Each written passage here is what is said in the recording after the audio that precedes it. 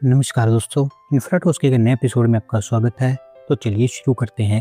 पहली खबर की शुरुआत करते हैं हमारी रेलवेज की तरफ से, जहां पर दोस्तों हमारी रेलवेज के द्वारा तीसरी रेल लाइन अप्रूव कर दी गई है चंपा से कोरबा के बीच। और ऐसा बताया गया है कि 755 करोड़ रुपये खर्च करके इसको तैयार किया जाएगा।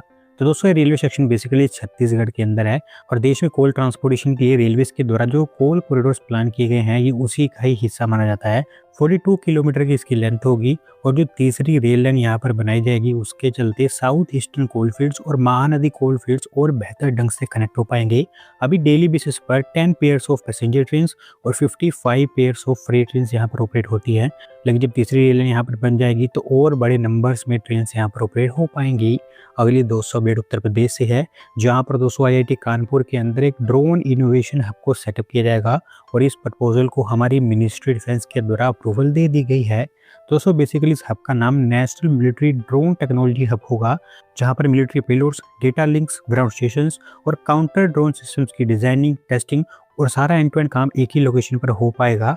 वैसे मैं आपको बता दूं कि ये प्रपोजल उत्तर प्रदेश एक्सप्रेसवेज और इंडस्ट्रियल डेवलपमेंट अथॉरिटी के द्वारा सामने रखा गया था और क्योंकि प्रपोजल अच्छा था तो मिनिस्ट्री डिफेंस ने इसको अप्रूवल भी दे दी है। और ऐसा बताया गया है कि 500 करोड़ रुपीज खर्च करके इस हब को तैयार किया जाएगा।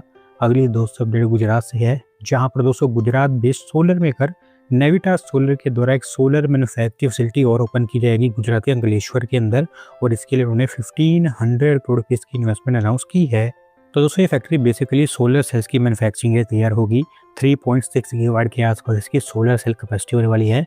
सोलर सेल्स के साथ साथ वेफर्स और इंगर्स की प्रोडक्शन के लिए भी एक पायलट प्रोडक्शन लाइन यहाँ पर वो सेटअप करेंगे। अगर यहाँ पर वो अच्छी चीज़ें अचीव कर पाते हैं तो आगे चलकर इस तरह के कंपोनेंट्स की फैक्ट्री भी सेटअप की जाएगी। अंकलेश्वर में इनके द्वारा पहले से ही कैंपस ऑपरेट किया जाता है, उसी कैंपस के अंदर ये फैक्ट्री बनकर तैयार होगी मल्टीपल फेजेस में, जहाँ पर पहला फेज अगले साल के अंदर अंदर ओपन हो जाएगा। अगली 200 अपडेट तमिलनाडु से है, जहां पर चेन्नई मेट्रो रेल लिमिटेड ने एक नई एक्सटेंशन लाइन को लेकर डीपीआर वगैरह तैयार कर ली है और अभी इसे फर्दर अप्रूवल के लिए तमिलनाडु सरकार के पास में सबमिट किया जाएगा। तो दोस्तों एक्सटेंशन लाइन लाइट हाउस से मद्रास हाई कोर्ट के बीच बनकर तैयार होगी, जो एक टाइप से कॉरिडोर 4 का एक्सपेंशन होगा। 5.69 किलोमीटर की इसकी लेंथ है और ये कम्प्लीटली एक अंडरग्राउंड स्ट्रेच होगी, जहां पर 4 मेट्रो स्टेशन भी बनाए जाएंगे। हजीलागम, हाईलैंड ग्राउंड्स, सेक्रेटेरिएट और मद्रास हाई कोर्ट के अंदर 4300 करोड़ रुपीस का इसके ऊपर खर्च आएगा और एक बार जब स्टेट गवर्नमेंट इसको अप्रूवल दे देती है तो उसके बाद में फर्दर काम आगे बढ़ता हुआ दिखाई देगा। अगली 200 अपडेट हमारे नेशनल कैपिटल रीजन को लेकर है, जहां पर दोस्तों NCR प्लानिंग बोर्ड के द्वारा क्लियर कर दिया गया है कि दिल्ली NCR में 4 नई ग्रीन फील्ड सिटीज को डेवलप किया जाएगा फ्यूचर नीड्स के लिए और इसके लिए भी फिलहाल 5000 करोड़ रुपीस का बजट सैंक्शन किया गया है। तो दोस्तों अगर आपको याद होगा तो आज से कुछ दिन पहले मैंने आपको बताया था कि NCR planning board master plan 2041 पर काम कर रहा है, जहां पर ऐसी बातचीत की जा रही है कि दिल्ली NCR के अंदर 5 से 8 नई टाउनशिप्स को सेटअप किया जाएगा। लेकिन अब सारी चीज़ें क्लियर कर दी गई है कि यहाँ पर 4 टाउनशिप्स बनकर तैयार होंगी, जो Delhi, Haryana, UP and Rajasthan in states में बनेंगी। इनके हर एक स्टेट में आपको एक सिटी बनती हुई दिखाई देगी। हर एक सिटी का नाम नमो सिटी या फिर नमो नोड रखा जाएगा, जो कि डायरेक्टली कनेक्टेड होंगे नमो भारत RITES के साथ। सभी स्टेट्स को कहा गया है कि वो सिटीज़ के प्रपोजल सामने रखे ताकि डिसाइड किया जाए कि कौन सी जगह पर इन सिटीज़ को तैयार किया जाए। और यूपी सरकार क्योंकि काफ़ी अग्रेसिवली पुश कर रही है तो उनके द्वारा 5 पॉसिबल लोकेशंस भी सामने रखी गई है, जिसमें जेवर, दादरी, खुर्जा, बुलंदशहर और नोएडा, इन 5 सिटीज़ का प्रपोजल उन्होंने सामने रखा है। आगे चलकर दोस्तों इसको लेकर कई सारी अपडेट्स आएंगी, वो मैं टाइम टू टाइम आपके साथ में शेयर करता रहूँगा।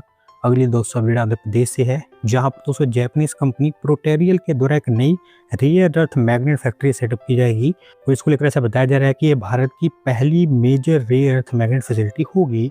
दोस्तों अगर आप इस कंपनी के बारे में नहीं जानते तो मैं आपको बता दूं कि ग्लोबली एडवांस्ड मटेरियल्स के एरिया में ये one of the premier companies मानी जाती है, जो बहुत बड़े स्केल पर रेयर अर्थ एलिमेंट्स की मैन्युफैक्चरिंग करती है।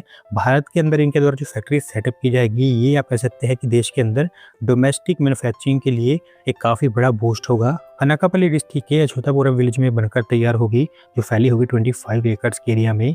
Sinter neodymium iron boron permanent magnets यहाँ पर प्रोड्यूस किए जाएंगे, जिनका इस्तेमाल electric vehicles, wind turbines, industrial motors, electronics, aerospace, defence, इस तरह के अलग अलग सेक्टर्स में होता है। 1.2 किलो टन पर एनम की इसकी कैपेसिटी होगी और 2250 करोड़ रुपये इसके ऊपर खर्च किए जाएंगे। ओवरऑल इसके चलते आप देखेंगे कि चाइना के ऊपर रेयर अर्थ मैग्नेट्स को लेकर हमारी जो डिपेंडेंस है वो कुछ हद तक कम हो जाएगी। आज की दोस्तों आखिरी update Taiwanese PC maker ASUS की तरफ से है, जिन्होंने डिसाइड किया है कि वो भारत के अंदर उनके लैपटॉप्स की लोकल प्रोडक्शन को इंक्रीज करेंगे। और इसी के साथ साथ उनके द्वारा ये भी डिसाइड किया गया है कि वो भारत के अंदर गेमिंग लैपटॉप्स भी बनाएंगे।